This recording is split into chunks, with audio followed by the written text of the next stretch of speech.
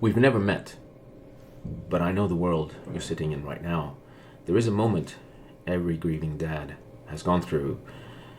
It's when you found out about the death of your child.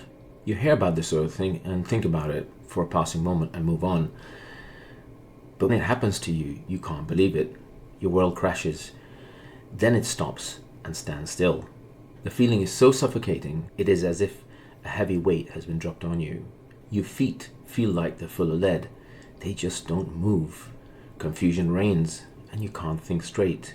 Your whole life has changed with the flick of a switch. But in all that chaos, you make a decision that your grief doesn't matter now. Somebody else needs your support, needs you to be strong. So you put it away and you tell yourself, you know what? I'll deal with it later. And here's the thing. Most dads never deal with it later. Like me. I didn't deal with it later either. So just to bring you up to speed, this is part 2 of a 3-part series. In part 1, I talked about what is actually happening to a grieving dad, the invisibility, the tiredness, the fear underneath it all. In this part, I'm going to walk you through the 5 mistakes most of us make, including the ones I made, which is every single one of them. So mistake number 1 is making yourself responsible for everyone else's comfort and silencing your own grief. In the process, you watch out for your partner, your other children if you have any. You watch how everyone around you holds up, and somewhere along the way, you decide your job is to hold up the roof so nobody else has to think about it falling in. The less you say about your own grief, the more invisible you become. And the more invisible you become, the more it feels like you're disappearing right alongside your child. The second mistake is having no language for your grief, for what you're carrying.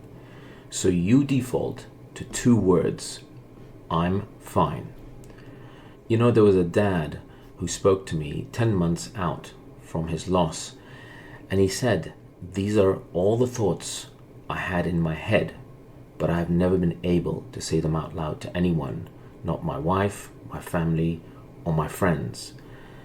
That is not knowing what to say looks like and what it costs you. It's not like you don't have any thoughts about this stuff.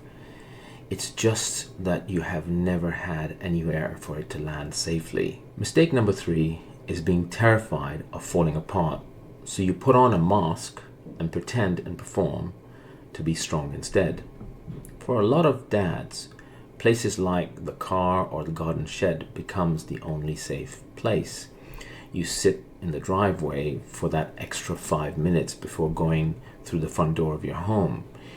Or you take the long way home. Silence starts to feel like strength because at least silence doesn't scare anyone. But grief that gets shoved under the carpet doesn't disappear.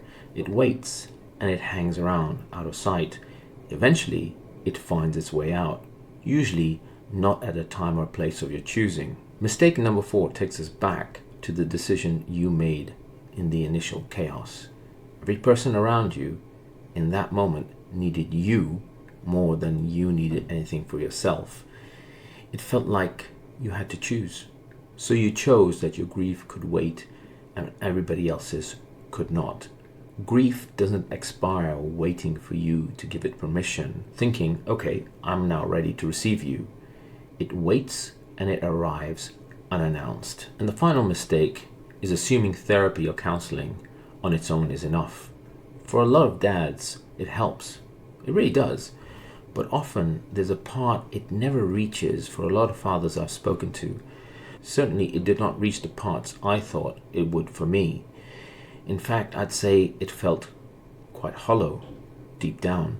Yes, you leave the session feeling a little lighter, but there's something that feels not quite right, something that feels incomplete. So why is it even after assuming therapy is enough, there's this feeling of emptiness?